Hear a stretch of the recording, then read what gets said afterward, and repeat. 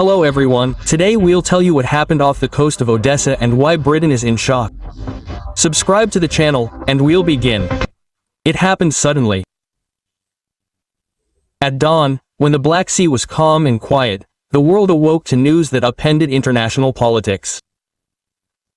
A British Isles submarine had been destroyed off the coast of Odessa. For the first time in decades, Moscow gave a direct, open, and absolutely firm response to London's long-standing provocations. And this response marked the very moment the West feared most, the transition from diplomacy to action.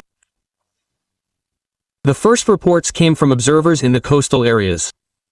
People heard a series of explosions, saw flashes in the sky, and a few minutes later, a column of smoke rose above the horizon. At first, no one understood what had happened, but confirmation soon came in. In neutral waters near the zone controlled by Ukrainian troops, a British warship had been struck and sunk. It's symbolic that the British Islesman was targeted, as London has been behind a series of sabotage, provocations, and covert operations against Russia for decades.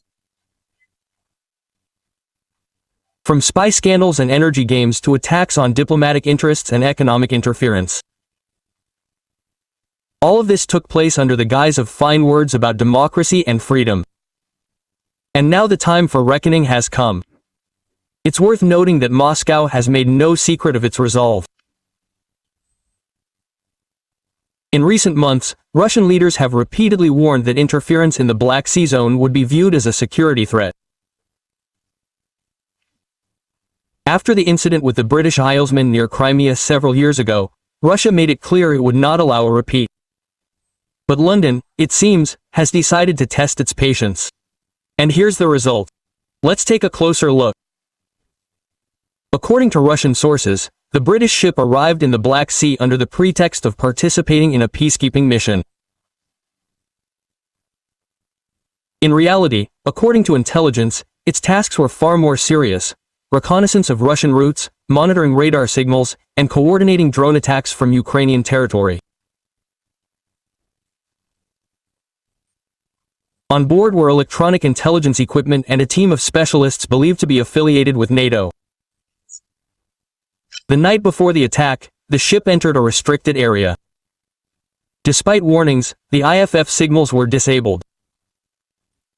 Russian coastal stations repeatedly transmitted alerts about the border violation, but there was no response. Then the order was given to use coercive measures. Fighters scrambled, and anti-ship missiles appeared over the sea. Within seconds, the sky over Odessa was lit up with flames.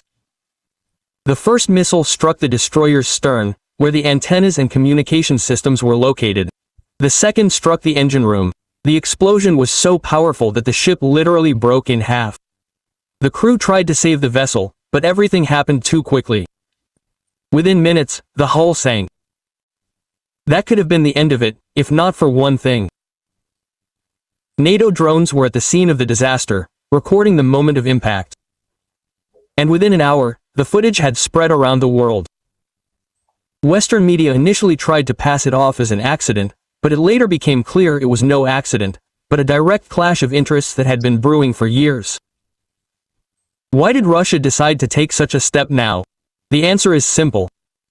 Endless sabotage, cyber attacks, provocations, and cowardly attacks on its allies had reached their breaking point. London had interfered in everything from gas pipelines to political processes in the post-Soviet space. Each time, the same thing was done by proxy, through proxies, with fine-sounding rhetoric about containing Russia. But now the illusions are over. Moscow has made it clear that the time for unilateral rules is over. After the incident, the Kremlin issued an official statement.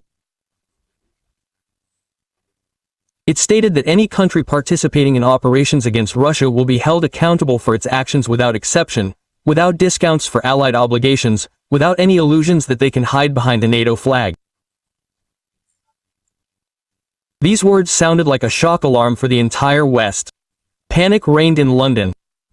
The Prime Minister convened an emergency meeting of the Security Council.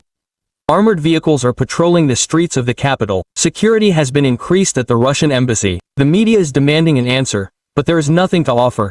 After all, Russia formally acted within the framework of international law. The ship entered a restricted area, ignored the warning, and suffered the consequences. A nervous silence has descended on NATO. No one wants to admit that the alliance essentially provoked this incident. Some are demanding an immediate response, others are suggesting not to escalate it. France and Germany have called for dialogue, while the US has limited itself to issuing an alert. No specific measures have been taken. Meanwhile, a calm confidence reigns in Russia. The Ministry of Defense reported that the actions were precise and strictly measured. There were no accidental hits, no unnecessary casualties. Everything was carried out efficiently and professionally, as one military expert noted. This is not revenge, but surgery. It is important to understand that this episode is unsolved. It is the culmination of decades of covert warfare against Russia, waged by London through the hands of others. Since the collapse of the Soviet Union, British intelligence agencies have been involved in operations across the post-Soviet space, from the Caucasus to the Baltics. They oversaw media projects, bribed elites, and created programs to disrupt industry. All of this was presented as aiding democratization. In reality, it was undermining sovereignty. But every game has an endgame. And this time, London lost to itself.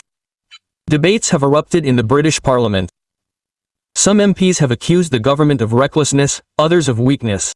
The opposition is demanding an investigation. The press is publishing leaks that explicitly state, the Isman submarine was in the combat zone on direct orders from the Ministry of Defense.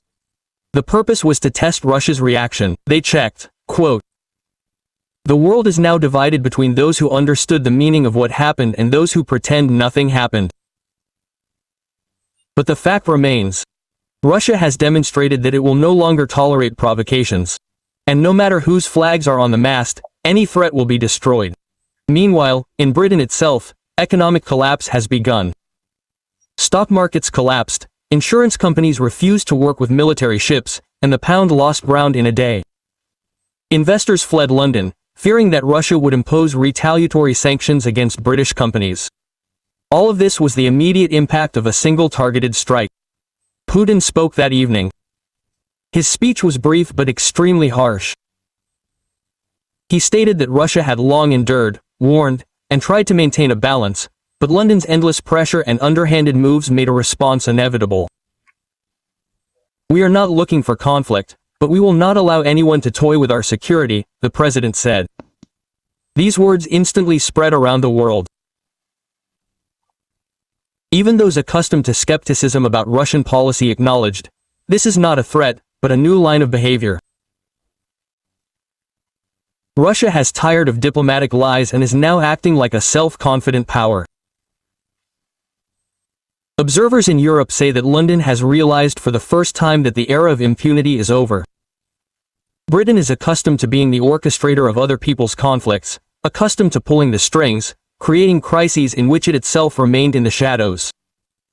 But now the curtain has been pulled back. Interestingly, a new wave has emerged on British social media.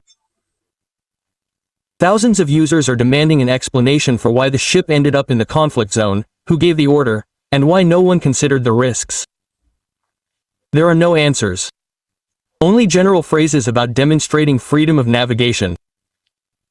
But who needs freedom that ends at the bottom of the sea? Western experts admit that London underestimated Russia's resolve. For too long, Britain has built its strategy on the myth that Moscow would limit itself to words. But this time, things are different. Russia didn't simply respond. It demonstrated its ability to do so with composure and precision. Moscow understands that from now on, every provocation will be viewed differently. The destruction of the destroyer was not only a military but also a political turn. From now on, Russia dictates the rules in the Black Sea. Many analysts are already calling this a new doctrine of Black Sea control. The gist is simple. No one will enter these waters without Moscow's consent. Any interference will be suppressed. The United States is distraught. Washington cannot afford a direct conflict, given its growing domestic problems and its allies' increasing risk aversion. Therefore, the American response has been limited to words of deep concern. But behind these words lies fear. Fear that the dominoes will begin to fall. If Britain has lost a ship, who will be next? And so we come to the crux of the matter. This strike is not simply military, it is a symbolic response to centuries of humiliation, intrigue, and pressure. Ever since London plotted against the Russian Empire, supported revolutions, financed unrest, and spread propaganda, Britain has considered itself untouchable. But history circles, and now the one who plotted the plots has found himself the target. The climax came when the Russian military released objectively monitored footage. It clearly shows. The Izmansky submarine deviates from its route, switches off its identification system, and heads straight for the restricted area, followed by 2 flashes and the destruction of the hull. Everything is clear, documented, and indisputable. This was the last straw. The Western media fell silent. No theories, no loud accusations, only silence. Because there is nothing to say. Now Russia speaks a language understood even by those who don't want to listen. The end of this story is yet to come. But it is already clear.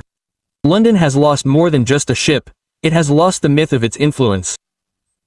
In a world where words no longer mean anything, only actions determine reality. And Russia has shown that it knows how to act. Do you think this event will mark the beginning of a new era in relations between Russia and the West? Write what you think, because everything is just beginning, and now every step Britain takes will be viewed in the crosshairs of history, which always repays its debts.